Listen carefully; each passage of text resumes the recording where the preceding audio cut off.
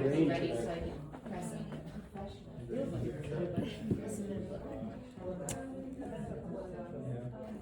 so I can press it.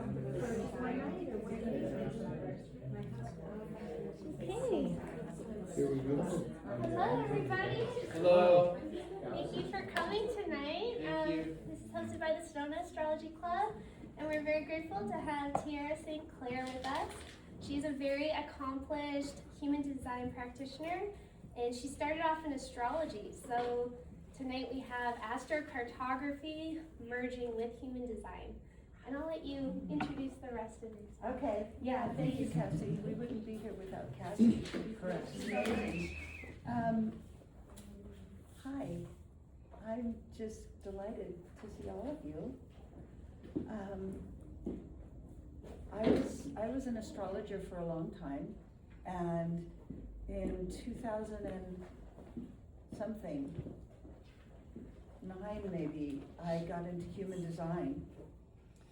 And a couple of years ago, someone was, and also I've been into astrocartography since I was a teenager, which is embarrassing to say was back in the 70s, which is when it kind of started, right? Jim Lewis and the whole astrocartography thing.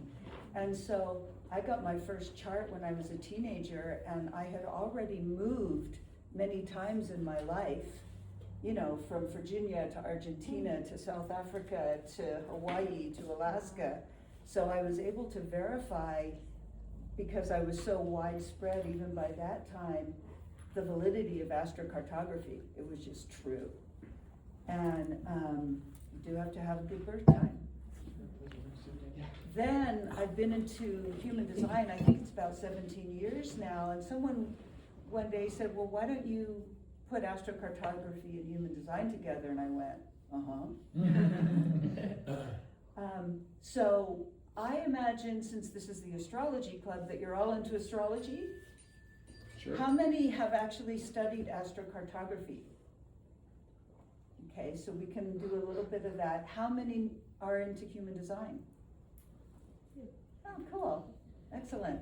So basically, astrocartography goes under the premise that if you take your midheaven, IC, descendant, and ascendant, and put them in different places in the world, you will see how your chart looks as if you had been born there. So if you think about it, if you were born at, say, 6 o'clock in New York, it would be 5 hours later in London, and whatever it is later in Arizona, but that's the same moment in time, even clock time is different.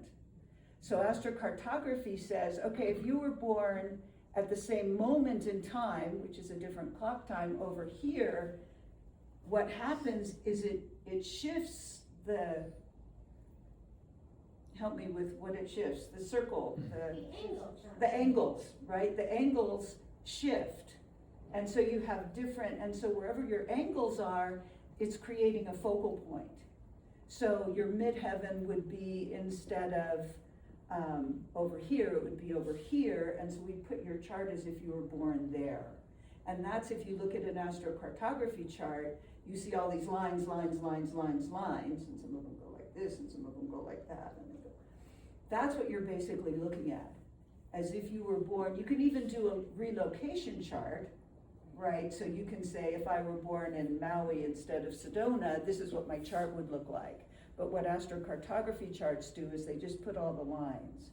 And so you can look at those lines and go, oh, I have a strong midheaven and Pluto here. Pluto would be on my midheaven here, whereas Jupiter's on my midheaven over here. You with me? Okay? And so it's fascinating. Now, I have not, as I say, I've been looking at astrocartography for a really long time now, and I've moved a lot in my life.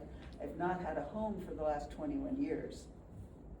I spend most of my time in London and Europe. I have not actually found that if I have Pluto on the midheaven versus Pluto on the ascendant, that it's that much different. Me. Pluto's Pluto. You know, I have the sun descending in California, and it's sun for me. I have never been anywhere where I have my sun ascending or on the midheaven, but where the sun is. So there's a lot of people who are more versed in astrocartography, you know, like Moses Sirigar. He can go into minutia, and I guess Dennis Harness.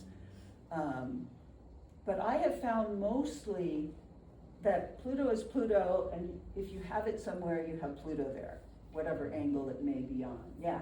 Do you think that it goes with like ascending first house, descending second house, eventually fourth house, and midheaven 10th house? I would say yes, but I've also found that I haven't differentiated it that much. I haven't found that if I'm on, you know, my Venus on the ascendant, it's actually that much different than if it's on the descendant. Whereas the teaching is it's going to be more focused on your relationships if you're on the descendant, and more on self-expression if you're on the ascendant. What about aspects, aspect-wise? I haven't done as much, to be honest. So, astrology, okay, astrocartography.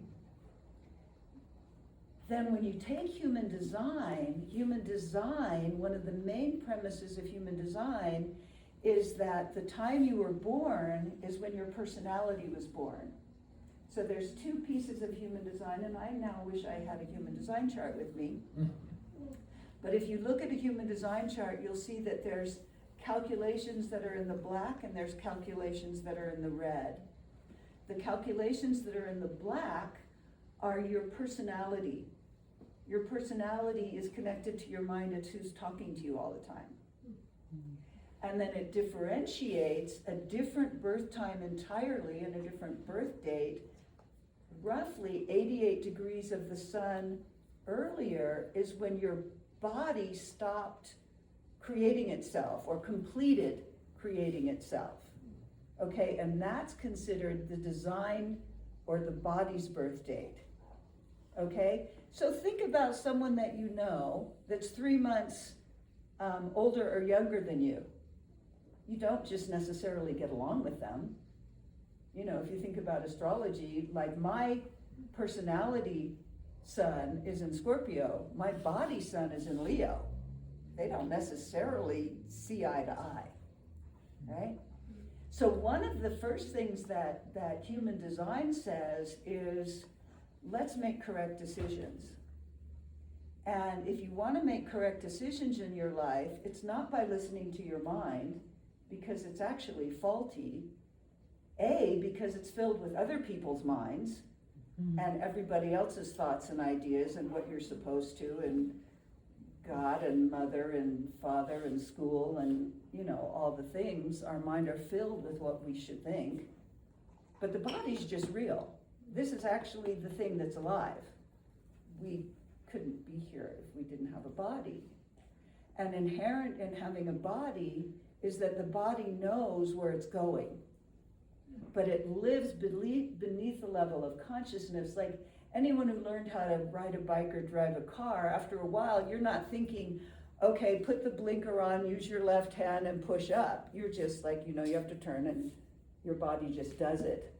The body's doing that all the time. It's functioning without us having to think about what it's doing all the time.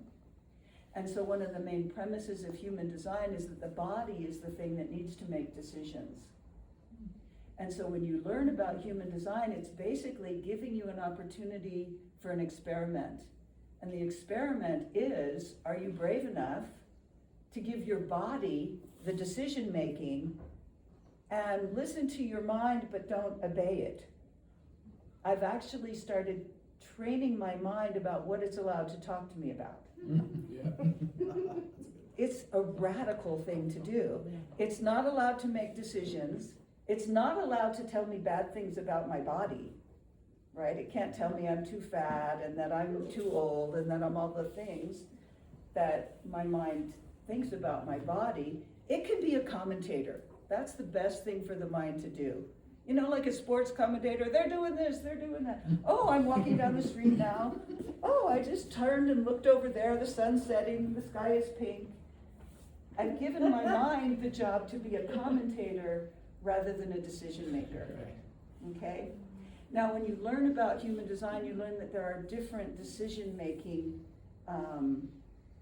functions. And depending upon your design, depending upon the mechanics of you, you have different ways to make decisions. I happen to be emotionally defined, so I'm an emotional decision maker.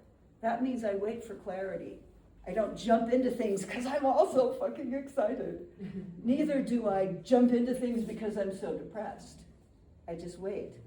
Like, let's wait for some clarity. If you're emotionally defined, you wait till you're not nervous about the decision. Because if you're nervous, your emotions are not clear. If you're splenic, on the other hand, you want to listen to that little voice that whispers. People who are splenic decision makers often have heard themselves say in their lives, oh, I knew that. I knew I shouldn't do that. I knew I should have done that. Because it's a soft voice. A lot of people are sacral generators, and that's the people who go,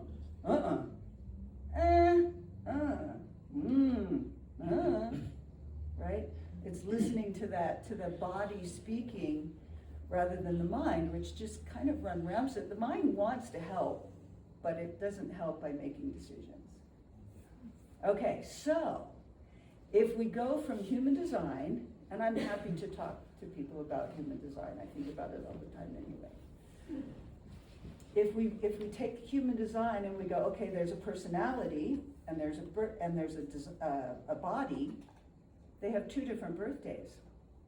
So when you look at astrocartography, all you're looking at, if you look in the traditional way and you send your birthday into the website and you get your astrocartography chart, all that's talking about is your personality, right?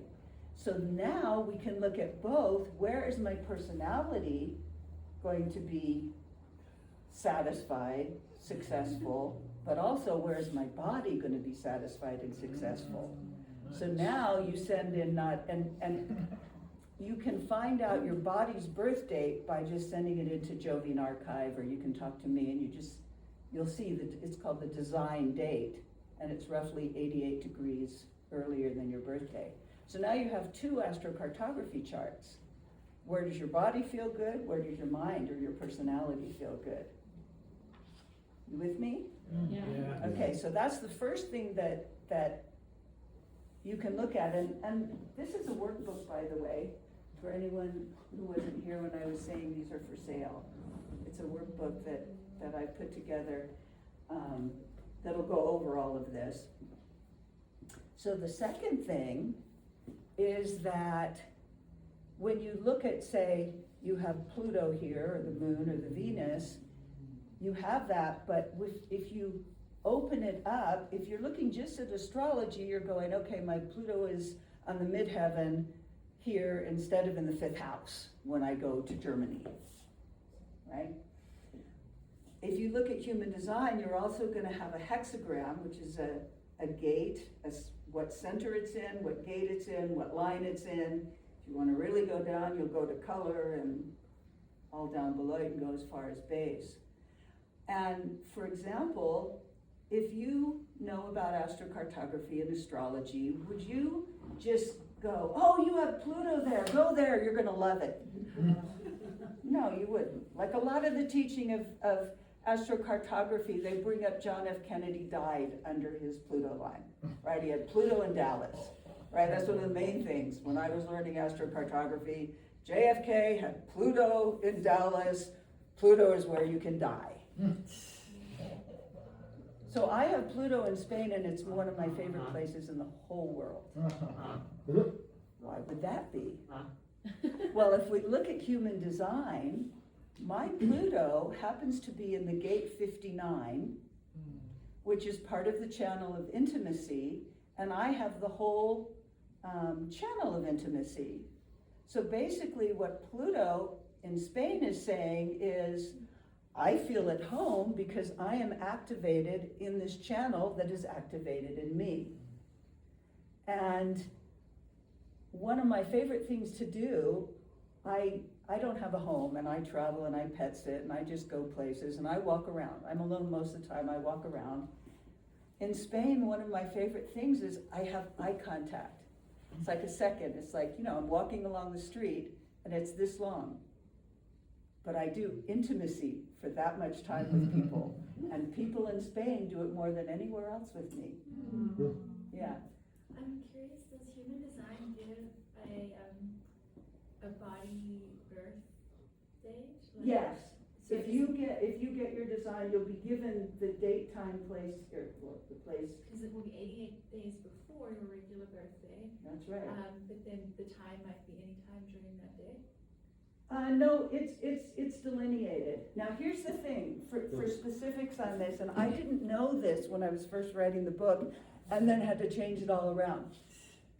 When you get your design birth time, it's actually all calculated on Greenwich Mean Time. Okay? I actually had to go deep into this. I got on Facebook when I was in the middle of writing the book, because I was just putting the design date as the place I was born, the place you were born, right? But your mother, wherever you were conceived, might not have been there, right? But then I was thinking, but it's more likely that she was, if you were born in California, it's more likely that she was in California or closer to California than she was in Greenwich. So I had to really go deep, and I got all these people involved with it.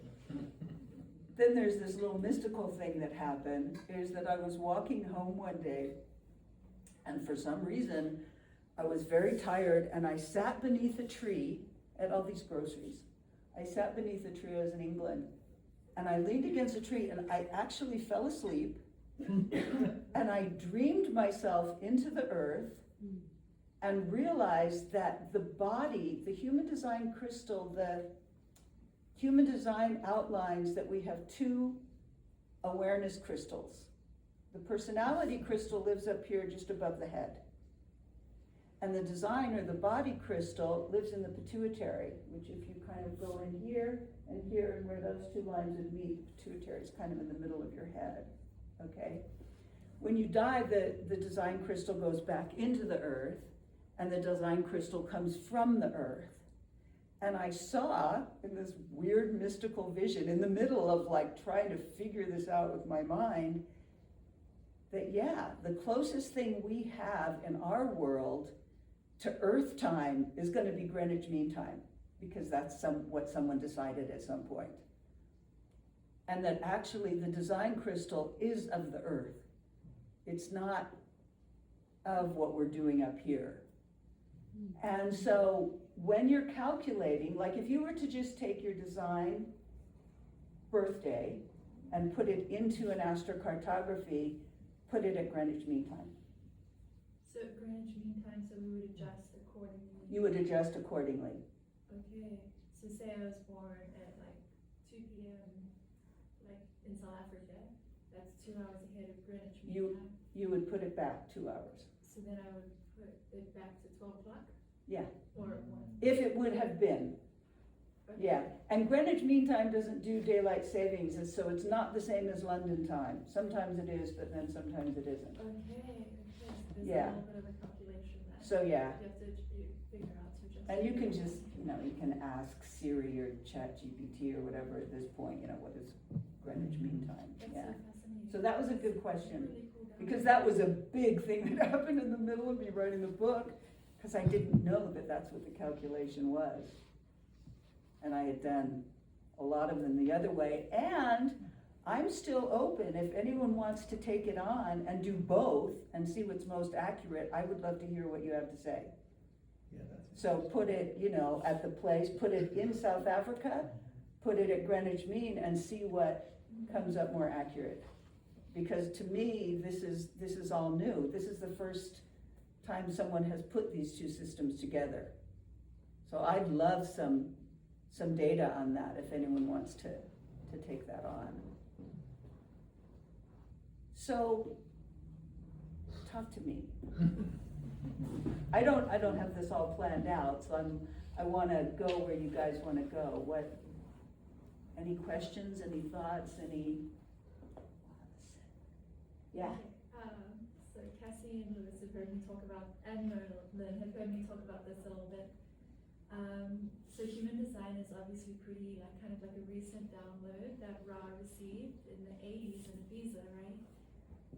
And people put a lot of faith into navigating their life experience in a particular way, and it's a little different than astrology, I feel like, in that in astrology you sort of like identifying and resonating with different archetypes, whereas in human design it feels potentially more constrictive as well as potentially more liberating, because you're really like sort of locking yourself into a particular way of navigating the world based off of your type, right? So my exploration, I guess, I'm a 6'3", is whether Congratulations on being alive. Thanks. Is where, like, what if human design is like not entirely correct or in alignment with truth, and then someone might have spent their years or decades of their life locked into a particular method of navigating, or like, and so I'm just like sort of experimenting with it. I was telling Cassie and Lewis the other day, I'm like, I'm gonna try like being a reflector, I'm gonna try being a manifestor, I'm gonna try being a manager, and I'm actually a generator, and I'll just try and see if it actually does work for me to play with the different design types to see if it works more efficiently. So yeah, it makes me a little like not fearful, but like mindful, I guess, because it's a very new system, and so people put a lot of like emphasis in the way they navigate their lives in a system that's quite new. That's a great thing. It's an interesting perspective for me because I've never had that perspective. Can I ask a follow-up question? Uh-huh. Add some. Can you maybe talk about specifically your experience, like you said, with the Pluto and the gated intimacy? I think it would be interesting to hear more of you sharing about some of your insights from your human design chart and how that was aligned. Love to. As it relates to that, you see what I'm saying? Ra would be the first person to say, don't believe me. And in fact, he said that all the time. It's not a belief system. It's not anything to lock into. And it really is only an experiment. Mm-hmm. So if you determine that you're a generator and you decide to take the experiment of finding if you give your body if you decide to go, okay, I'm going to see where my body goes and listen to its voice, which is instead of listening to my mind all the time, what will happen? And it takes courage because we're not taught to do that. And there's a lot of people, human design is the juiciest thing I've ever found. I mean, I could listen to Ra, and I do listen to Ra every day forever and learn all the stuff, but if I'm not taking the risk to wait until I'm clear to make a decision, it's just juicy. It doesn't give me anything. But because I just dove in and said, I'm gonna find out what this is, it's actually given me my life. But the experiment says, try it. If it works, you're probably going to want to keep doing it because it works. And if it doesn't work, why would you keep doing it? Mm-hmm. Right? So, I've gone into a lot of the different things that there are. And for me, they all reached a certain point where it didn't change my life. I love astrology, but it didn't actually change my life. It didn't stop me from trying to prove all the time that I'm good enough to be here. Yeah. My whole life, I have an open ego. I actually have a completely open ego. I will never know if I'm worthy of being here, and it actually is none of my business. It just isn't. And I am emotionally defined. So it's never going to work for me.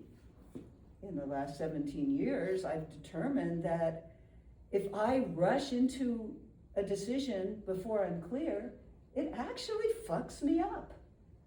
It just does. And I did it not too long ago again. Oh, well. So what human design has given me is my life. And I actually wrote another little booklet. It's called Liberation Through Limitation. Because, you know, at least when I was getting into a lot of new agey things, the idea was you are unlimited. You can be anything, right? Well, I actually am very limited. I am a generator. I am emotionally defined. I have an open ego and a head ajna. I don't have a spleen. And all of those are the mechanics of me. And that's actually what human design is, completely mechanical. It is only and completely mechanical. I wouldn't expect this chair to stand up and give me a hug. But for some reason, I would expect me to do something I'm not designed for, right? So what human design has given me is my life. It's given me, I get to see you come in, hi. Really, I was late. You were sneaky. It has given me the ability to go, I'm not that. I never am going to be someone who has consistent thoughts about things. I have an open ajna. And when I am around people who have those consistent thoughts, they can scream in my head to where I can't actually think my own thoughts sometimes. And now I just go, okay, that's actually who I am. Yeah. And what giving me myself has done is giving me loving myself. Because now I get to love who I am, the very limitations of who I am, rather than hating who I can't be because I'm not good enough, open ego, or because I don't feel good, but I feel good if I'm with you. Now I want to be with you all the time. Can I just like come and sit in your lap and be with you all the time? That didn't actually work either. If you have an open spleen in human design, you don't have a lymphatic system that's consistently cleaning itself and making you feel good. And so a lot of us with an open spleen, we feel better if we're near someone who has a defined spleen. And I spent the first 50 years of my life chasing spleens so I could feel good. I was a cheap spleen chaser. But, you know, you can't just kind of glue yourself to someone, and I don't like that anyway. The other thing that human design has given me is a way to understand my relationships, my friendships, my connections with people, because there are dynamics between people, again, that are mechanical. Like I have this channel called the Channel of Intimacy. It's the 59-6, and it has a way of getting closer to people than many people enjoy. You have it too? And what I have found is a lot of times people really like it and then they really hate it. And that can be confusing too, right? So it's really nice when I'm walking through Spain and I get it for a minute, you know, like 3 seconds eye contact. But some people, like I have had so many people in my life say, Tiera, I feel so close to you. I can't be this intimate with everybody, and it's not sexual at all. It's just, it's connecting. I'll go deep with people. I'll get in there. And people value that as a friendship in me. But that doesn't mean they want it all the time, because it can feel invasive. And a lot of times I'll say things to people, but they won't hear a word I'm saying, open throat. They'll just feel whatever emotion I'm emoting and think something about me that isn't necessarily true. But now I can see it. You were going to say something. Oh, no, I was actually, you just did it. I was going to ask you to give an example of what you're describing, what you just did. So Yeah, like I actually have a friend who doesn't listen to what I say. She's a projector, so she has an open sacral system. And I have more energy than pretty much anyone I know, even at how old I am. And so we've traveled together, and I wake up full of energy. Like I generally walk, now I do this kind of thing where I prance around for about 15 kilometers a day, 15 to 20. And if I do that, I chill out, I can relax. But until I do that, I'm kind of like, I gotta do something. So I'll come into the room, she'll feel this pent up energy and think I'm mad at her and won't listen to anything I'm saying because she feels the energy coming off of me rather than realizing it has nothing to do with her. I just have too much energy and I gotta go out for a run. Yeah, so it's things like that that I can now, in my relationship with her, not get together in the morning, get together after I've run around for 15 kilometers. Yeah. I'm just curious if you don't mind sharing your channel. Yes, I'm a 3-5 profile, which is a whole can of worms on itself. I have the 59-6, the 29-46, so that Discovery channel, and the 52-9. So all of my channels come out of the sacral. That's another thing I learned for anyone, hold on, I'll come back to you, that I've learned about human design. It's really easy to say, oh, you're a generator, I'm a generator, we're kind of the same. On some level, that's true because we have a similar aura. It's this open, enveloping aura. But a generator has energy for the channels and gates that they have defined in their sacral. So I have energy for intimacy, discovery, and focused concentration. Someone else could have energy for caring, or a rhythm and a routine, or mutation, or direction. So it's important to recognize that it's very specific.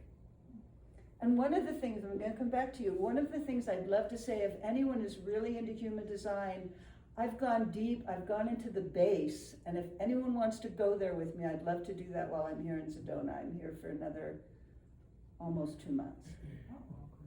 And base gave me to me in a way that, went like that, okay. I found myself, I really found myself. In human design, base is the only thing we have always been. Whatever base you are, you have been for the last 15 billion years since the Big Bang. That was a good look on your face. And a lot of people in human design haven't even gone there because you have to have a really accurate birth time and all of that. But if anyone wants to go into that, or variable is another thing that I'm really passionate about, and all the colors and tones and stuff, yeah. What is base and variable? Huh? What is base and variable? I'll tell you in a minute, but you had a question. I just wanted to preface, do you have an open throat or an undefined throat? I have an open throat. Interesting. All right, thank you. So all of you, I am talking your throats. My voice is actually very, very, very soft, but nobody knows that. Because whenever I'm around other people, I'm amplifying. Yeah, it's very interesting. Okay, so if you were to look at your human design chart, there's some arrows. Have you ever wondered what those arrows are? Some of them point to the left and some of them point to the right. Are they the arrows on the top? Uh-huh. Like that? I actually can't see without my, yeah, those probably right Yeah. there. Yeah. Okay. Those are the variables. They actually connect directly with tone. So you have a center, which are those triangles and squares and things. In the center are what's called gates. Those are the numbers in the centers. There's 64 of them. Does anyone know what there are also 64 of? I Ching patterns. I Ching is one, and what's the other one? Codons in RNA and DNA. Codons in the DNA. So each of those 64 gates relates to a I Ching hexagram and a codon of DNA. Beneath that gate, so when you look at your sun Earth has 70% of who you are is your sun and Earth, because the neutrinos coming from the sun make up 70% of the neutrinos that are coming into our world. and the sun beams into the earth, and they're connected. So the sun and the earth are always opposite each other in the wheel. Okay, the earth is not talked about so much in astrology. Who was it? Philip Sedgwick, a long, long time ago, wrote about the earth, but most people don't talk about it. But it's a big thing in human design. It's how you ground your sun. Okay, so when you look at your sun Earths, you'll see those. Like I'm a 44, 24, 19, 33 are my personality and my design sun Earths. And those are big players. Like you kind of double their intensity. So if you see that, and that also makes up what's called your incarnation cross, which has to do with the purpose that you're here. It's what you bring to the world. My incarnation cross is called the cross of the 4 ways. I'm going to get back to variable and base, don't worry. The cross of the 4 ways, there are 4 quarters, and my gates are the last gate in each quarter. And what that means is I show up in people's lives when they're coming to the end of a process. So all of you, if you're coming to the end of something, I'm here to go, yeah, let's wrap it up so you can go to what's next. That's part of the purpose of me. But it's not something I do, it's just who I am. I just show up and that happens. Like my friend Daniel is a vessel of love. You just feel love around him. It's not he's doing it, he's just it. It's just what we bring. Daniels are like that. It's pretty cool. It's just nice to be around vessel of love people because they feel loving. You're Daniel? And they are loving. It's just that they love everything, not necessarily me. But I still feel love, so it's okay. Okay, so the variables, they go to the right and to the left. In the 7-centered world, which was the whole world after Neanderthal and before 1781 with the discovery of Uranus, everything was to the left. It was a strategic world. Strategy, the best way I've come to talk about what strategy means is that it's how. My goal is this. How do I get there? You strategize to get there. So in the 7-centered world, they wanted land. They wanted territory. How did they get that? They killed things or they married things. That was their strategies, basically. Now, if you have a left arrow where your personality sun earth is, you have a strategic mind. If you have a strategic mind, you have never not had a strategic thought, basically. So you won't really understand what I'm saying because there's no counterpoint to it. If you have a right arrow, where your personality sun earth is, or your mind, or how you're talking to yourself all the time, you have a receptive mind. But you've probably been told most of your life, I have a receptive mind, mine is to the right, that you're supposed to strategize everything. And it's exhausting. I don't have that capacity. Hi. Hi. Do you need a chair? I'll figure out. You can have this one. I don't seem to be sitting in it. Huh? If you have a receptive mind, Huh? Just because I'm filming there, do you mind coming this way? Not sit over here? Oh yeah, you I'm gonna sit back. let's start that sentence over again. If you have a strategic mind, when you were in school, you had the capacity to decide to study something and study it and learn it and take a test. Okay? Strategic mind. It can just decide it wants to be a this, it wants to study that, and it'll go study that. And its strategy is to learn it. Okay? If you have a receptive mind, you're not doing that. We're the people who excelled in the classes where we liked something. Maybe we liked the topic, more often we liked the teacher. So if you were someone that excelled in classes where you liked the teacher, or maybe you liked the classroom, you know, maybe there was sun coming in it in a certain way, and then it pulled you in, and your receptivity could take that in. Now, if you have children, it's really helpful to know this. Yeah, that presents a huge problem for society. It can present a very huge problem. Yeah. Because if you have a receptive-minded child and you've sent them to a school where they don't relate to anybody, they're gonna not do very well. Right. But if you send them to another school, or maybe change the teacher and give them someone who's like, I love my teacher, they're gonna learn. Okay, so it's really helpful to know this. Now that's the personality. Then we have the design side. The design is the hardware, the personality is the software. Okay, so the hardware is the brain. It's the thing that's an actual organ that lives inside your head. In the variables, we're looking at the processor. So all of you are taking in, to whatever degree you're taking in, me right now, because I'm talking. Some of you, if you have a left variable mind, are taking in what you want to learn. I have a left variable mind. If I'm listening to someone, I'm listening for what I want to learn, okay?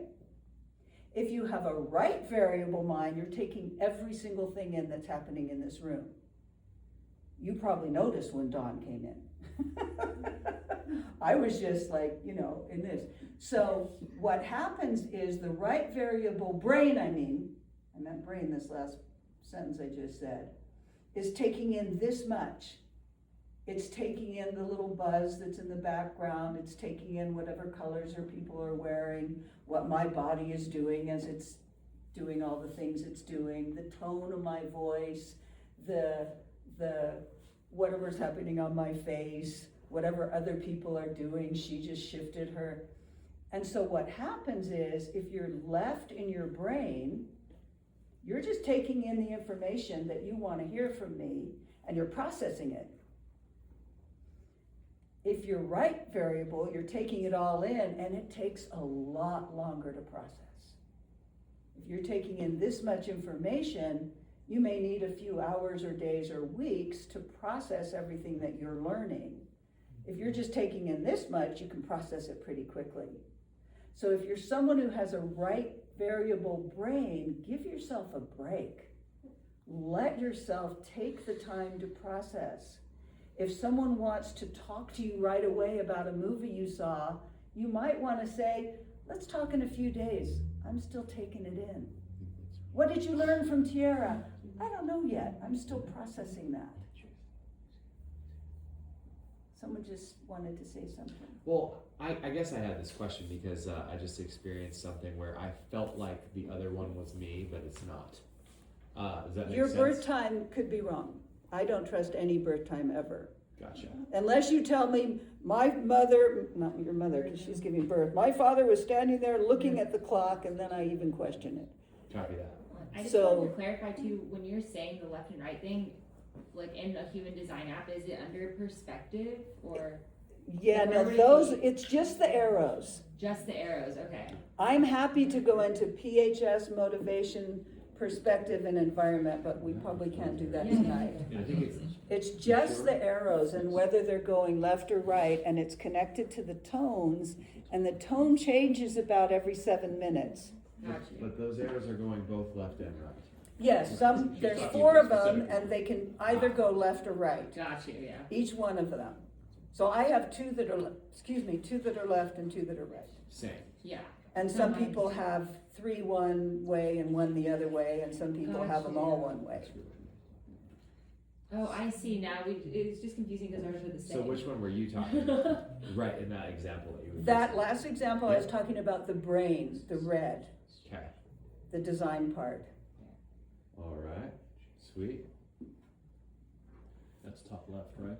Ah. Top left, thank you. So that's me right there. Yeah. That's a strategist right there. Yours is right then. So what I was feeling like, Yeah. what is correct? So I'm right. Correct.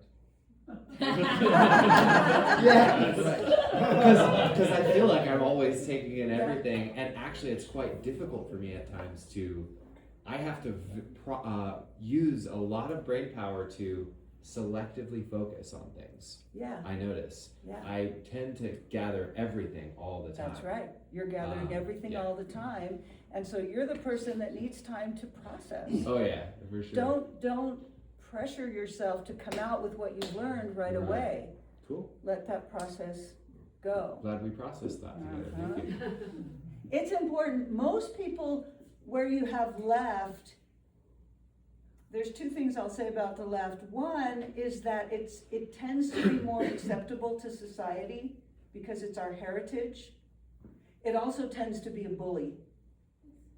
It wants to be fast, it wants to be focused, it wants to strategize, it wants other people to do that too. What I have found in relationship is that variable can make or break a relationship without anyone ever knowing. Why can't you? Why are you always? Okay, and usually it's the left that doesn't understand the right. There's one place, and it's called the perspective. So underneath the sun, earth, you have your nodes, okay? And we know that nodes are about environment, they're about trajectory, where we're going, where we've come from, all of that, okay? So what the nodes tell us in human design is what we're here to see and where we're here to see it. We can actually look at the best location, going back to the whole theme of tonight. There are 12 different environments where you can fulfill your purpose.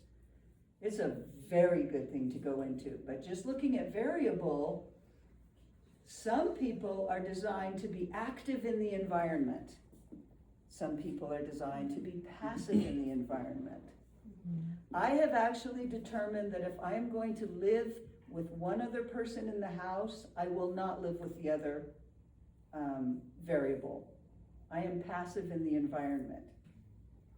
Passive in the environment are the observers. When I walk into a room, what I do is I look for where to be comfortable. Okay? There's nowhere for me to be comfortable right now, so I'll be here. People who are active in the environment look for what to do. I have never in my life walked into a room and looked to do something. I'm a generator and I am a response machine. So if I see something that needs doing and I have a response, I'll do it. But I do not walk into a room and look for something to do. Never have, never will. If you want me to, we can't be friends. People who are active in the environment, they want to do something, so they look around for what to do. People who are passive in the environment have been told that they are lazy if they are not doing things and looking for things to do. And we are shamed for it. So I actually, at first went, oh my God, people are going to think I'm lazy. And then after a while in my human design experiment, I started owning it. I'm really lazy. I have more energy than anyone I know, but I don't look for things to do. Now, if you were to come up to me and we're in the house and you're like, there's a whole bunch of dishes to do, Tiera, you want to do them? I'll very likely go, and I'll get up without thinking and do them. You want to do this? You want to do that? You want to take the compost out? I don't like how it smells. So if you want to activate me to do something, just ask me. But don't expect me to look at it. When I worked at the chocolaterie, I used to live in Sedona for a few months, a long time ago. And she said to me, when there's no one here, look for something to do. I said, I won't. I will never do that. I will take myself off the clock. You can ask me to do something. I'll probably do it. But I won't look for something to do. So people who are active in the environment look at people who are passive and they go, you are lazy. Why are you just sitting there when there's dishes in the sink and compost to be taken out? And the other thing I've noticed, and this even is more impactful for me, is that the active in environment people are running like this. And I get very nervous around that because I'm running like this. Yeah. Even if I'm out there 15 miles a day, I'm just kind of going like this. I'm not like going somewhere unless I have to go somewhere. Then I can. Then the one other place to look at is called perspective. It's what we're here to see, and it's how we're here to see it. The left is, and I'm left, it's actually focused in on the one thing it's looking to see. I can literally and have walked into a room and not seen anything but the one thing I'm trying to find. I'm a pet sitter, and some people I was talking to them about doing the pet sit, and they said, so if you would just check the mail once a day. And I'd been doing a pet sit for this, but they had just renovated them at their house. And so I said, where's the mailbox? And the woman looked at me like she actually couldn't believe I said that. She goes, it's the big red thing right by the door. I had not seen it. I truly had not seen it, because I go up to the door and I look at the door and I put my key and I go in. I don't go up to the door and look around. If you're right in the environment, you're seeing it all. I can go in a room and not notice anything except what I'm looking at. And it's the right people in the environment who think that I'm kind of, something's wrong with me. How could you not see that? Okay, any questions, thoughts, comments? Yeah. I have a question about, when you were talking about the processing, Uh-huh. do you find that to be across the board, like regardless of definition, whether it's like split, single, and That's a great like question. authority, like in the moment authority or process authority? I love that question. I would say in general, the processor is the processor, regardless of what your type or all of that is. That being said, there are concentrated processors, periodic processors, and cyclical processors. Okay. So that's, if you're to the left, you're going to be either concentrated, like I am. I process so quick. And if you have a quick processor, you need more calories, by the way, because your brain is working hard. Or periodic. Periodic is sometimes concentrated and then not concentrated. Or if you're to the right, you can be periodic or cyclical, which is you process, and then you wait a while, and then you process some more. So you can, it's just going deeper and deeper.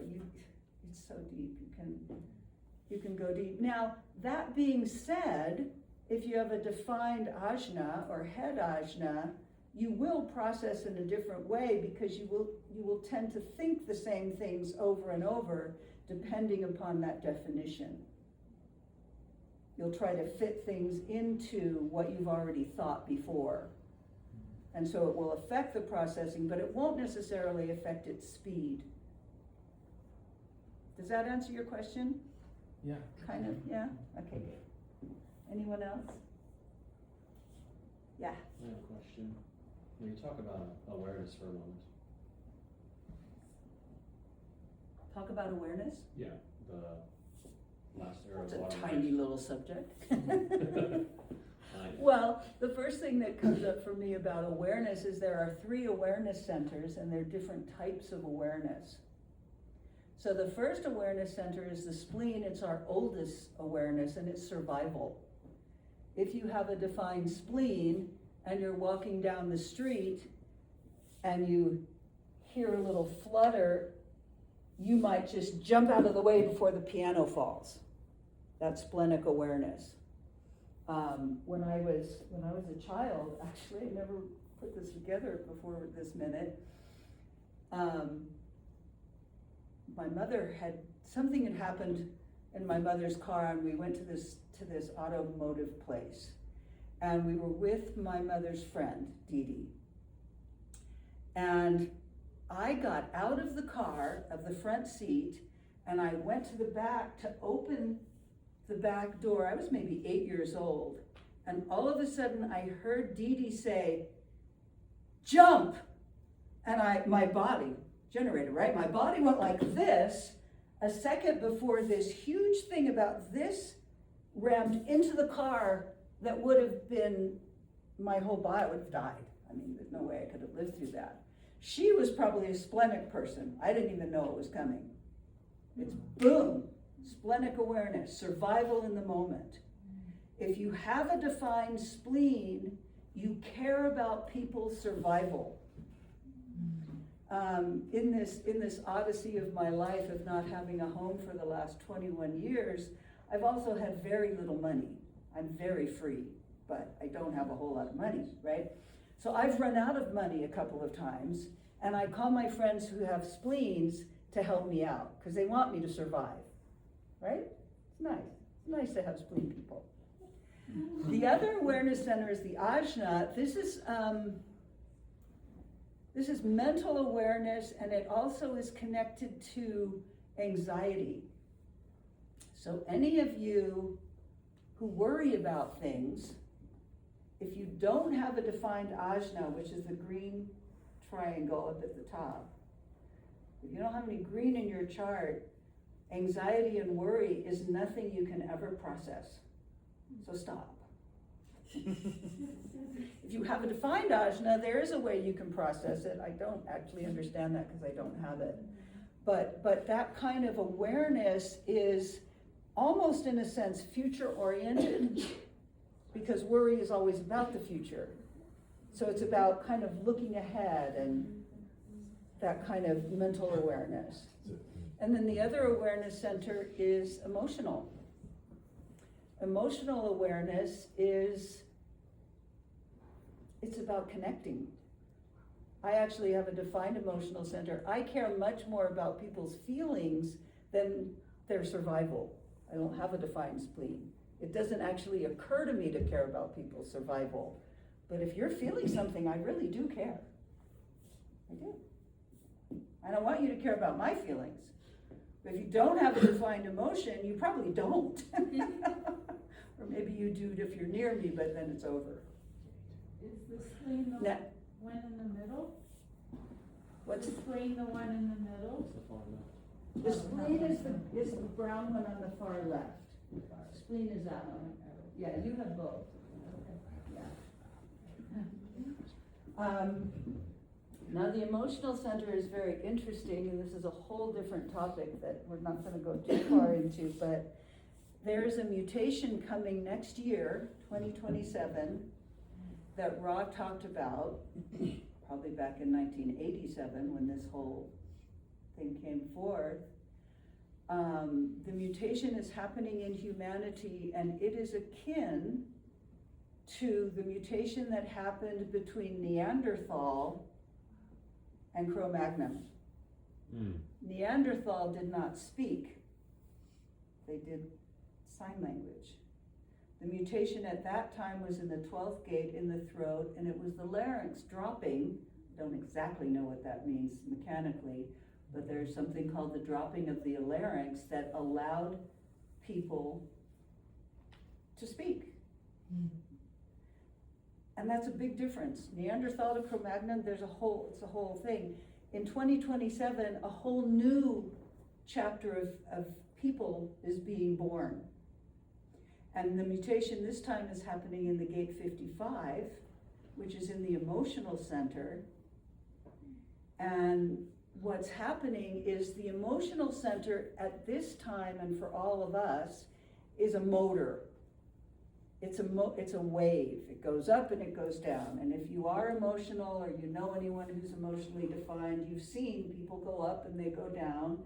And it's not actually necessarily based on anything that's happening. It's just a mechanic. You go up and you go down.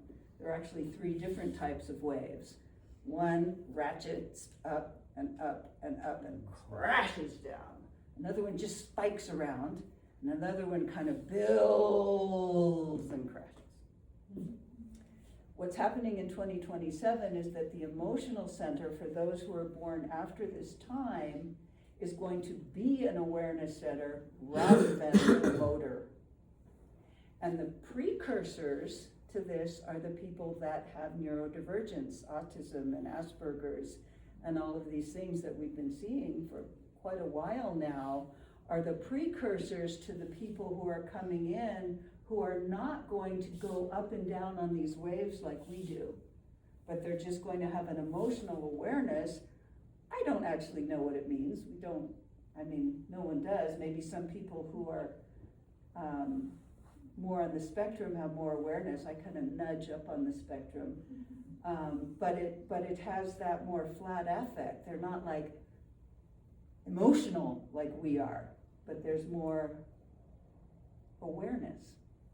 Yeah. I'm curious about, so it's like February, like late February 2027, right? So all babies born from then on will have this like sort of new level of awareness. But then there'll be like an interesting few months from February to May, because those will have the personality type of the new rave design, but then the design type of the old type. So they're like, Oh, I never thought of that. That's cool. Okay, so this is what I understand. I like that, and I'm going to think about that because I haven't thought about that. But so the people that are born after 2027 are being called raves instead of humans. And this is such a big topic, and I am not someone who is super versed in this. I'm way more versed in other things.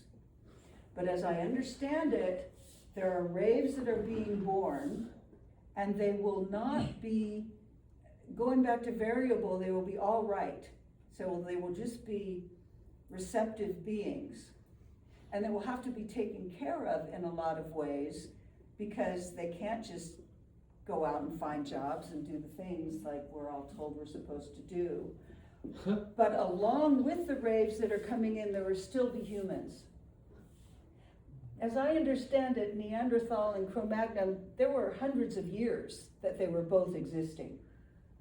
As I understand the raves and humans, there will always be humans because we're going to give birth to them. They are actually, as far as I understand, don't take my word on any of this because I have not gone deep into all of this cosmology. But as I understand it, they will not be fertile. What they will be is telepathic. Yeah. And so a lot of rave children who are born, the parents will think this is a non-functional being, and they will be put in institutions a lot of times, which will end up being marvelous for them because they will find their other people, and they will have these telepathic communications in their little pentas, in their little small groups that will be the thing that they're here for. Yeah. I believe that it's already begun, and if you are interested in that topic, on Spotify there's a podcast called The Telepathy Tapes. Cool. Listen to it all. If you have not listened to it, it is Yeah. mind-blowing Yeah. what they're finding, so, yeah. It is. Yeah. I It's highly cool. recommend it. It's to cool. everybody. I mean, I think that even what we're doing with our little technology, and we're talking as much to each other kind of through our mind, just by being on our phones and stuff. They weren't doing that 50 years ago. People Right. had to like get together and have a conversation, you know? Right. So there's a lot that's unfolding that we can see, and we won't really see until we look back and see how it all has unfolded.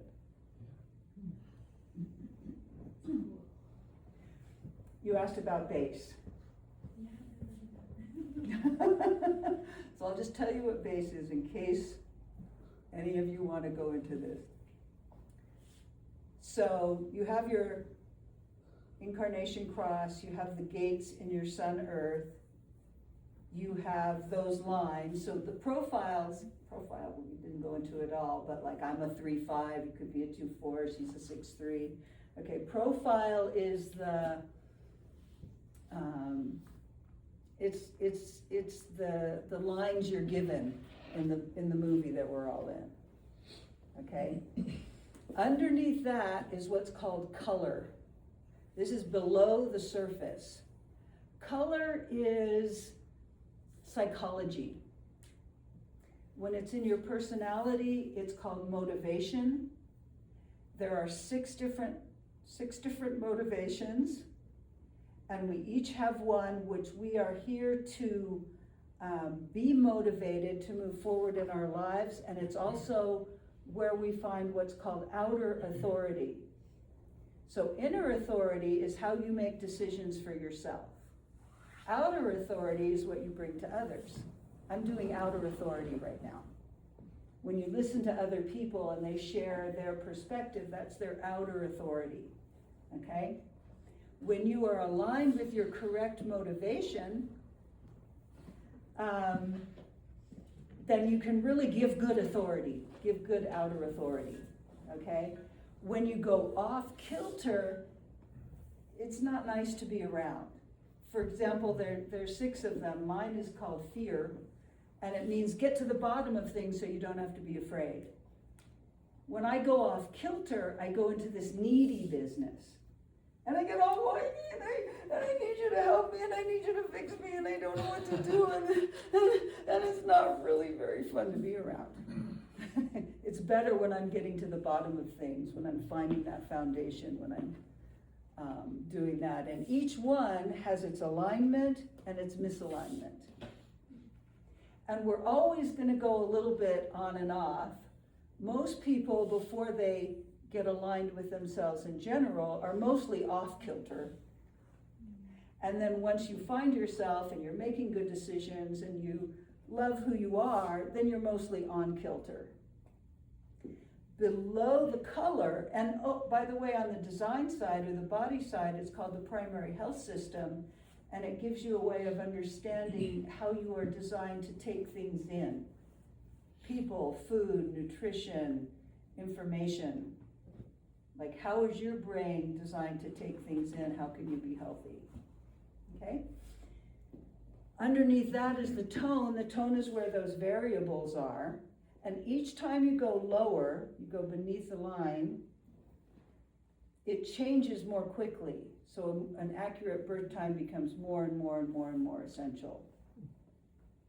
And then when you go beneath, the tone is the architecture.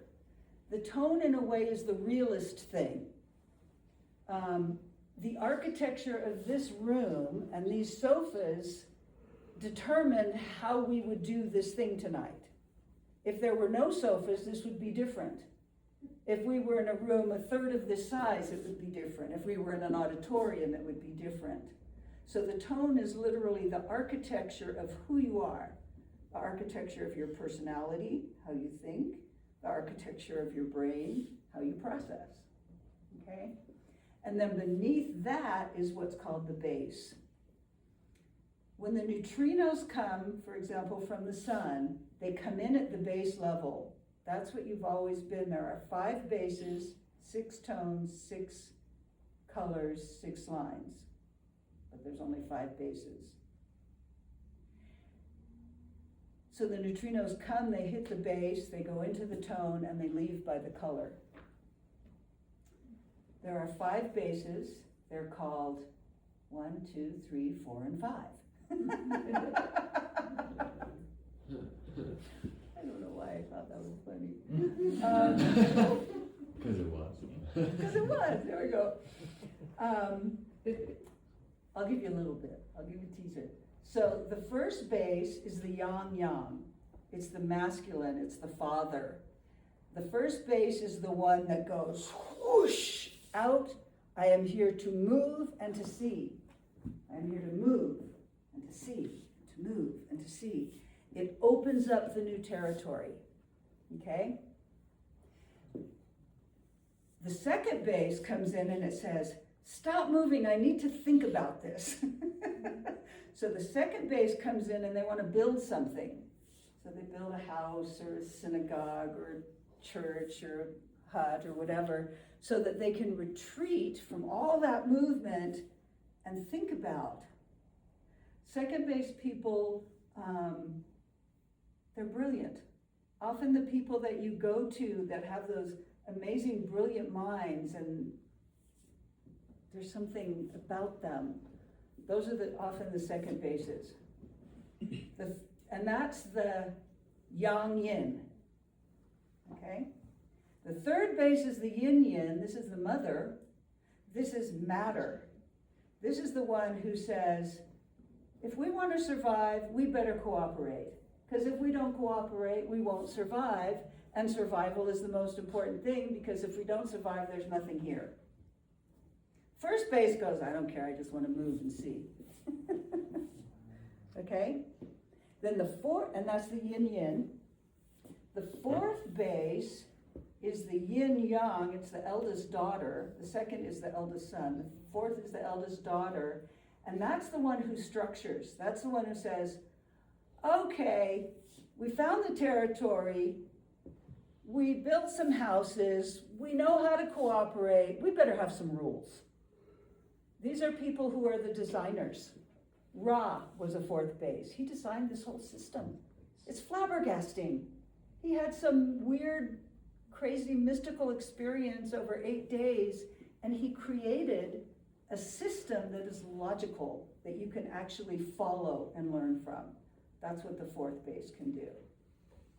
And then the fifth base is the space in which everything else happens. The fifth base says, okay, come on in, we'll work it out together. One still says, nah, I just want to move and see, that's me.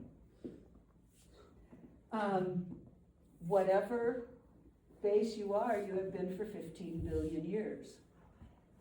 When I learned this, and I realized I was a base number 1, and that I was not here to cooperate, it relieved so much anxiety in me. I no longer had to think that I was supposed to cooperate.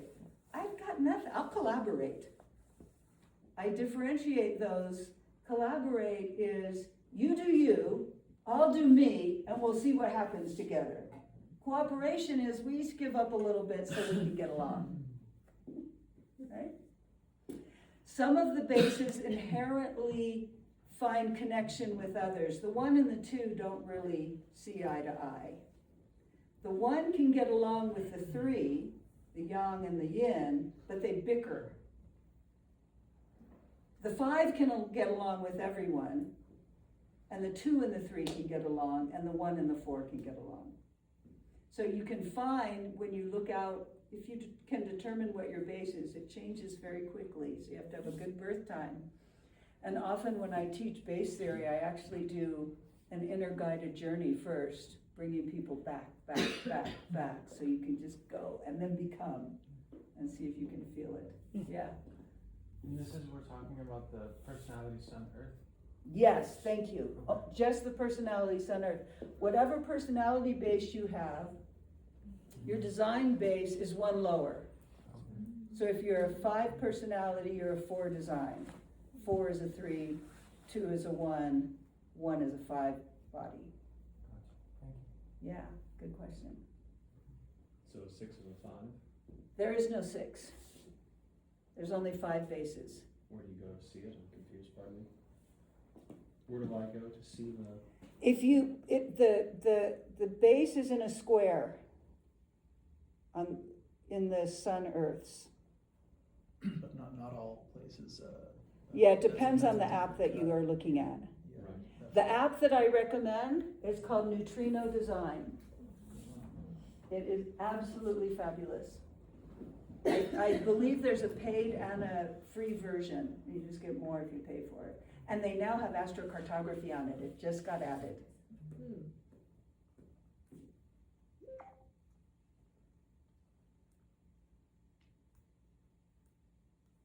Anyone else have a question or a thought? I have a question. Uh-huh. So for a completely open throat center, like no channels or whatever, what does that tend to mean? Yeah, that's a great question. Any center that is completely open does actually function differently. If you look at the throat center, it has a lot of gates in it, so it's not that common. The main teaching about having a completely open center, and that means it's not only white, but it doesn't have any of the gates colored in on it. The basic teaching about that is that you have already got your PhD in whatever subject that is, and it's not your business anymore. So when it's not your business anymore, you're just here to see it, not here to be it. If you have a lot of gates, you really got to be working. If you have an open center, which is white, and a bunch of gates in it, you have some work to do there. I have an open throat and an open spleen, and they have a lot of gates in them. I'm working that out.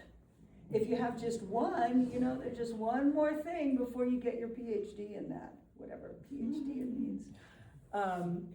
What I have noticed, I have a completely open ego. And so most of my life, until I learned the thing I just said, I was desperate to be an ego person, to have value, to have worth, and particularly to do money right. I've never known how to do money. You know, it's like I have all of this, but no one gives me any money, right? I've done things that I got paid for, and then someone with an ego did the same thing and got paid twice as much as I did. I saved more money than she did at the same job, so it didn't really matter, but my mind didn't like it, right? When I learned that it wasn't my business, all that ego wasn't my business, I let it be magic. Now let's see if we can see what does magic mean in an open throat. What I have found with money is I don't look at it. I don't know what I have. I don't know what to charge. I have an assistant. She'll charge. You know, I'll just like, I don't know what I have. I have money in Venmo and PayPal and all this. I don't look at it because I just want it to be magic. And what I find is that when it's magic, I really like it. When I have to figure it out and do it right and balance things and do all that, it's like, I fail and I feel poor. When I don't look at it, I feel rich because whenever I want to do something, there's money. Magic money. Exactly. Definitely. So an open throat, if you have a defined throat, here's something, actually the throat's a very important center. If you have an open throat, meaning it's white, you are never here to initiate a conversation. And if you initiate a conversation, you can, if you do it too much, you can actually damage your thyroid. Okay, so stop. The other thing about, I have an open throat. The other thing about the open throat that I have found for myself is that I have a lot of words that get pent up in my throat. And I can't say any of them until I get around someone who has a defined throat. And then I talk their ear off. Like I just start going and going and going and going and going. All of you with defined throats in here, you're allowing me to do all this. It's fun for me. I like talking. It can exhaust me, but I like it. If I start, I actually have certain friends that I really overtalk to, and I have even heard myself say, I know I'm talking too much, I can't stop, and then I keep going. But it gets so pent up. I was once in a sauna in New York. I was at some spa or something, I don't remember why I was there. It was in the steam room, it was a steam room, and this group of 3 women came in, and we were all naked, okay, in the steam room. And they started talking, and I was this close to joining their conversation naked in the sauna, and they had not invited me in. I was able to control myself. But it was so much pressure in me wanting to talk to these people. It's terrible. So if you have a completely open throat, you're here to learn about communication, not even learn about it. You've learned all about it. You're just here to see it. And if anyone ever wants to know about communication, you're the one to ask. Because you'll see, well, she just talks all the time and says nothing. That one waits till she's invited, but when she's invited, she really has something to say. Things like that. Okay. Yeah.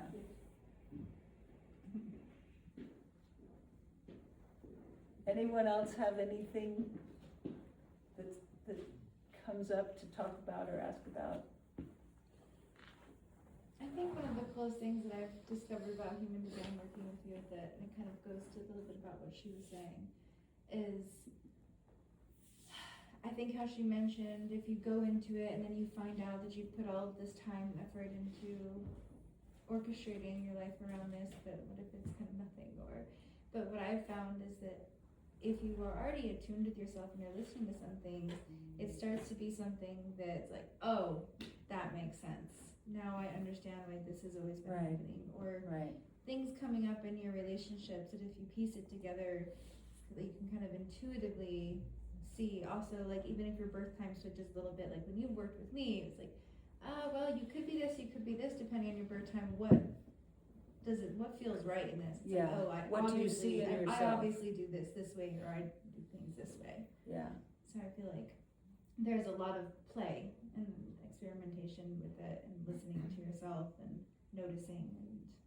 And that brings up a good point, because for the whole time I've been in human design, because of who I am, I've never learned it and tried to make things fit it. I've learned it and then I look out and see if it seems accurate. What is a projector? Do they really be like that? What is a generator? Is it really like that? I had a friend when I was first getting into PHS, and he had been told that he should always eat with high sound. There's high sound people and low sound people. One of the 12. Those are 2 of the 12. And I was like, okay, that's what you were taught. Well, I just accepted that. But then I started noticing every time I was talking to him on the phone, I was in Spain, he was in Amsterdam, if ever something noisy happened, he'd get really upset. That's too loud, it's too loud. And so one day I went, how can you be high sound if sound annoys you this much?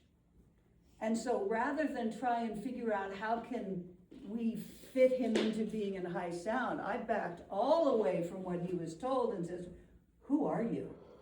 Who are you actually? What does nourish you?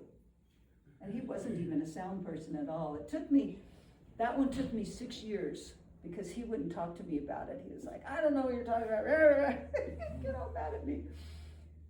But after 6 years of just paying attention to who is he? Who is this?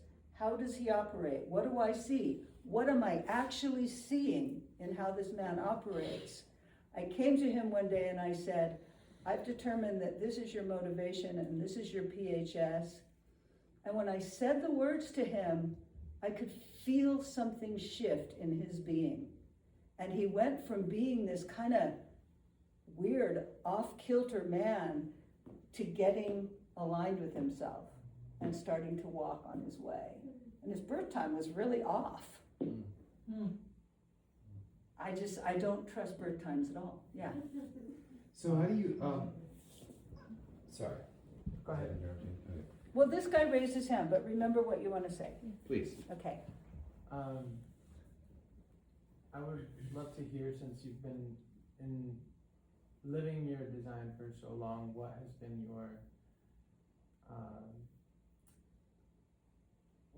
your biggest takeaway, or what you've noticed after your first 7-year cycle and after your second 7-year cycle? And you can maybe describe what the 7-year cycle is, because I'm sure people don't know. Well, so we probably all learned even in grade school that every 7 years all your cells in your body change. So human design says that once you begin your human design experiment, and instead of just listening to your mind and making decisions in that way, you listen to your body. Each time you make a decision with your body, the cells in your body, the ones that die, the new ones that come up, are more aligned with who you are than who you're not. So after the first 3.5 years, you start to get more cells that are aligned with being correct as you are. And then after 7 years, you're actually a new person whose cells are wanting to make good decisions rather than listen to their. And then 14 years, it's a whole nother one, and 21 and all of that. Love you. My biggest awareness happened at 3.5 years, actually. I went back to Maui and I rented this place And I was there for a year and a half, and I call it the coma year and a half, because I slept almost all the time. Honestly, I would wake up and have coffee and get on Facebook. I was really into Facebook at the time. I'd get on Facebook, and then I'd go back to sleep most of the day, get up, have something to eat, get on probably Facebook again, and then go back to sleep. I literally slept almost that whole year and a half.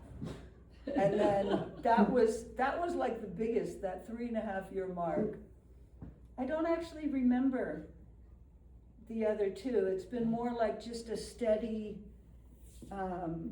finding out about having a completely open ego has been one of the biggest things in my life. Really being able to just laugh at myself, trying to be who I'm not, and going, I have no idea about money. I mean, I really don't.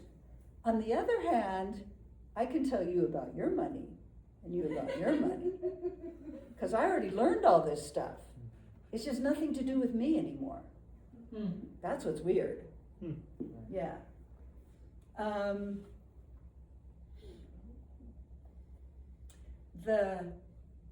When especially if you're a single definition, whatever centers you have open is where you can really be vulnerable when you're around people who have them defined.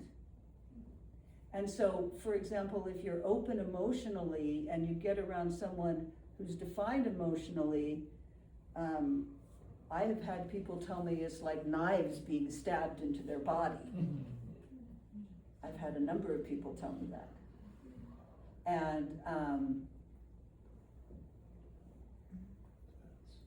one of the things about being open, especially emotionally, or open anywhere, if it's really difficult for you to be around someone who has the definition, my most difficult ones are the head ajna people.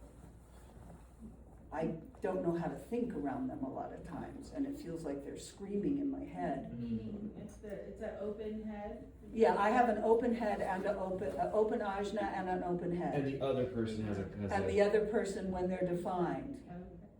Now, I like them when I want to know something and they know it and I can access their brilliance, but it can be hard for me. But I have a little thing for people who are who, if you know, who has open emotion. Okay, I have something for you. Open or undefined? Undefined, open, and I use them the same, but they're not the same. Yeah, white. If you have, your emotional center is white. What that means is, not only if you're around someone who's emotionally defined, like me, you will not only just feel what I'm feeling, you will amplify, okay? So if you think about a guitar and it's just playing its tune, da, da, da, da, da, and you amplify it, it's da da da da da. If it really goes distorted, it's right? If you turn the amplifier up too much. So the first thing to know, if you have a white emotional system, is that you actually do not know what the person is feeling. They are not feeling it as much as you are. I want you to hear this. Yeah? You think you are feeling what they are feeling. You are feeling it bigger than they are. I was one time staying in a little apartment with my daughter in Paris. I don't know if you stayed in Paris, but the apartment is like as big as the table, right? They're very small. And I was on a computer trying to find a way to London, and it was really expensive, so I was kind of frustrated that I couldn't find an inexpensive way to London, even though it's just right over there. And all of a sudden, my daughter Talish goes, "Why are you so upset about this?" I was like, whoa. Right? I said, "I'm not that upset. I'm a little frustrated because I don't really want to take a bus, but that's the only thing I can afford." She goes, "No, you're really upset." And I said, "Let's do an experiment. You go to that far corner, and I'll go to this far corner." And we got just far enough away from each other that we weren't in aura anymore. And she looked at me. First she said, "That's ridiculous." Then she said, "I don't feel it anymore." Wow. Yeah. Cool. So the first thing to know if you are open emotionally, I'll get there in a sec, you are not actually feeling what they're feeling, you're feeling it bigger. The second thing is, the most important thing is to determine, do you have the capacity to be with your emotional friend when they're that emotional? You may or you may not. And here's how you find out. You say these words. These are words that people don't argue with. People argue with almost everything, but these are words people don't argue. You say, I have to go to the bathroom. Right? People don't say, no, you don't. They don't argue with that, right? So that often gets you out of the aura. And what you do... And you're not lying, right? What you do, that's right. What you do is in the time that you get out of that aura, okay, do I have the capacity to be with my friend? She's really upset. Sometimes you'll have that capacity. You can just kind of be in a witness mode. A lot of times people who are healers can be with super emotional people because they have this kind of witness place that they drop into when they're doing healing work. But but you don't always know how to do that when you're with your best friend who's crying on your shoulder. So you determine, can I be there? Can I be witness? Can I be compassionate or whatever, or not? If you discern with yourself you don't have that capacity, the one thing you want to do that is helpful to your emotional person, so you might say, you know, I actually can't be here anymore with you. I'm feeling overwhelmed. We can get together another time. Because emotional people, when they're super emotional, can feel abandoned if you say, I'm fucking out of here. Right? So it's helpful to your emotional friend, if you care about them. If you don't, just leave. But if you care about them, say, we can talk on the phone. That can be easier, because you're not in their actual aura. Or let's just get together when I'm feeling more emotionally strong. I love you. You know, we like that stuff. I remember you mentioning earlier something that I thought was interesting when you said people with open emotional centers don't care about feelings, like their own or other people's. But then it seems like from what you were just saying that they maybe feel the feelings more. Yeah. So what I have noticed is that, and I was talking specifically about splenic people that are open emotional. Okay. Because splenic people can be very cold. And you know, there's so many nuances. For example, my personality sun is in the spleen, even though I have an open spleen. So I can actually be a very cold ass bitch when I'm just in that. Even though I really care about your feelings. And if you show me your feelings, it'll get me out of that. Because then I'll get more into my definition and out of that. I'll give you an example. Okay, so I've had a couple of people in my life ghost me. It still hurts my feelings. Okay, I still don't know why. I feel very sad. And what I heard myself want to say to them is, don't you remember how much fun we have together? How much we laugh and we all did this stuff and it felt so much fun? But then I talked to someone one time who was not emotionally defined, and she said, I don't remember that. People who are emotionally defined will remember the emotion of the connection. But if they're not, they're in it when they're in it, and then it's gone. They don't remember that. They don't remember all the yummy, warm, fun, juicy stuff. They probably just remember how overwhelming it was to be with me. It's true. And then I talked to a guy who was splenic, and I said, well, because I actually, when I saw this, I was like, well, what do people base relationships on if it's not feelings?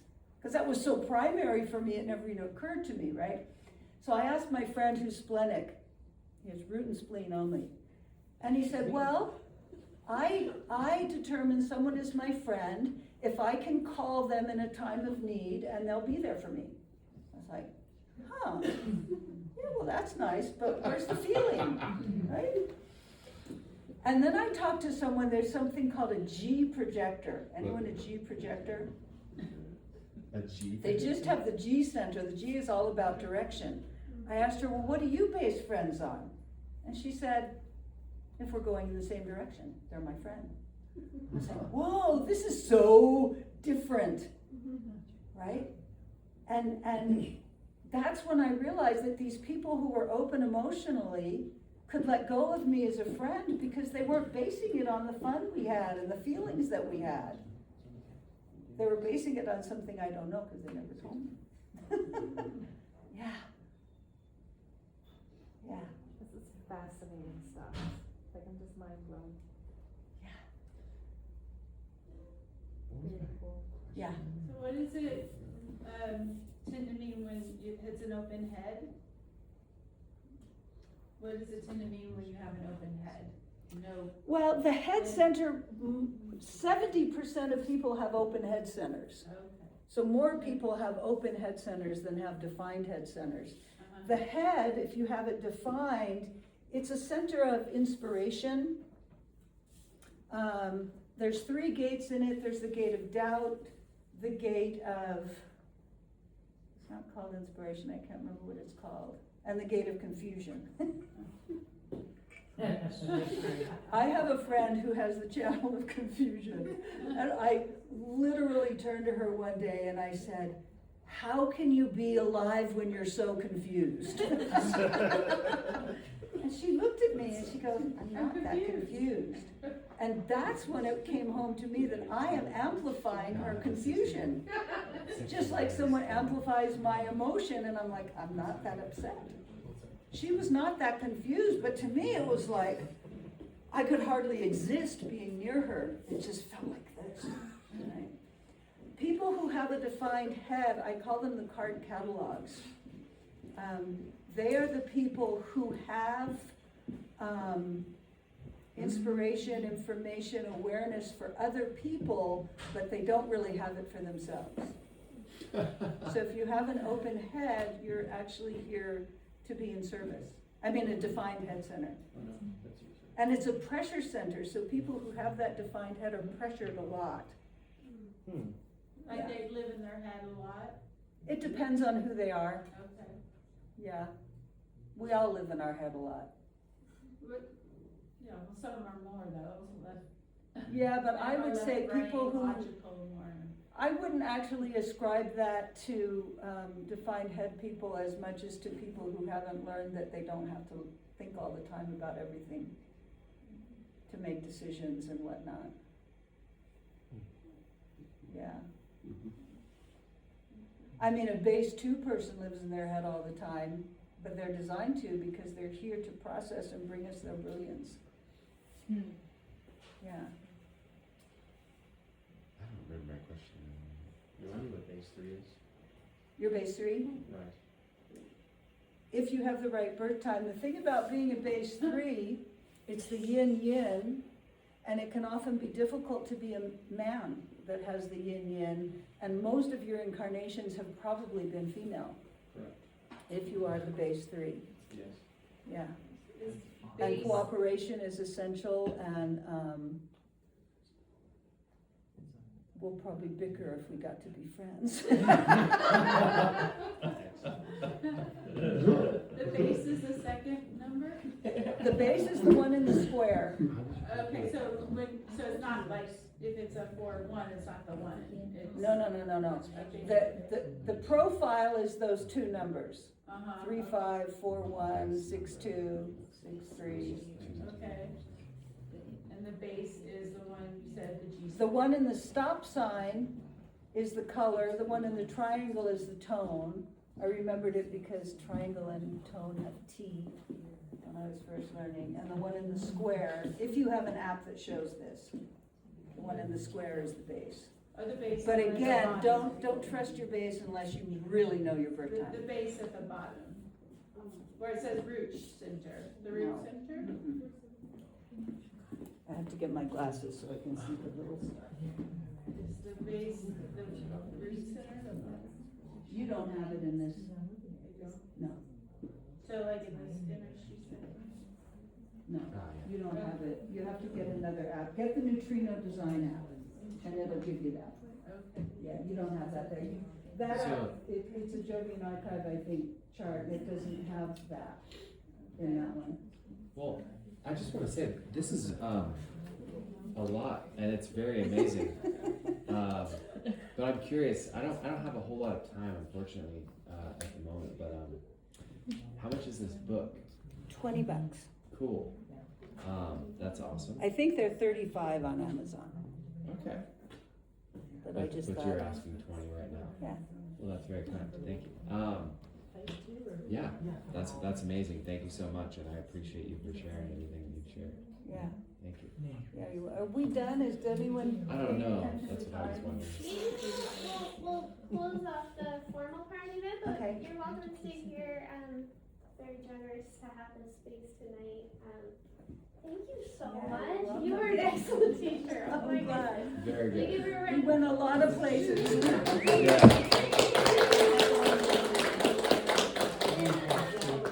As a follow-up, Tiera's only in town for what? Until the end of May, basically. So limited time only. She's gonna do a series, and it's gonna be at Chocolatry every Tuesday from 3 to 5 p.m. And she's very sweetly gonna do a sliding scale donation for those events as well. It's 4 weeks in a row, and the topic is synastry. It's what? Synastry. So Relationship. Yeah. Relationship is Yeah. I'm so used to saying I know. astrology. I know. Relationship with others, or? all types Yeah. of relationships. And it's not just romantic. We have relationships with friends Everything. and coworkers and children and parents and all the things. And it's just basically the mechanics of how we get along. Also, I'm happy to do readings, and what I mostly like is to do teaching. So if any of you wanted to get a little group together to go deeper into any of this, I'd be happy to do that here in Sedona or on Zoom once I'm gone. And yeah. That's awesome. Cool. Wealth of knowledge. Thank you. Yeah. This is fun. Thank you. Yeah. Thanks. If anyone has kids, the next Sedona Astrology Club event is Stargazing for Children, which is on Wednesday night. And then the event for adults is our first kids event. All of our events are for adults usually. Our next regular event is, I believe, May 11th, and my teacher is actually coming to Sedona. His name's Gemini Brett, and he's going to do a wonderful stargazing experience on the land. So definitely join our email list if you want to know when next events are coming. And Cool. yeah, thank you all for coming. Thank you, Grazie. I have a little card with my phone number and email. Good.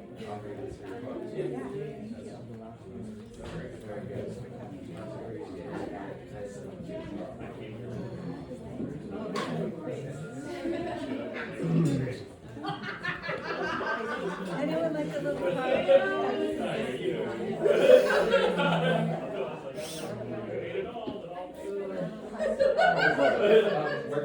If you call the number, do it with like WhatsApp or Telegram, because it's a London number. Okay, perfect. It's a London number. I can give you a local number if you want. WhatsApp. WhatsApp is I can message perfect. you on WhatsApp. Okay. I'm in town Thursday. Okay, I'd love that. I'd like that. Awesome. Uh-huh. Cassie. Oh, shit. Good to see you. Happy days.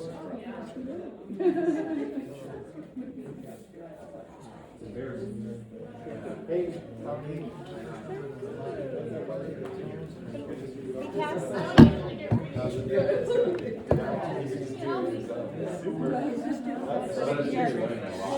She's playing a lot of crowns in their relationship right there.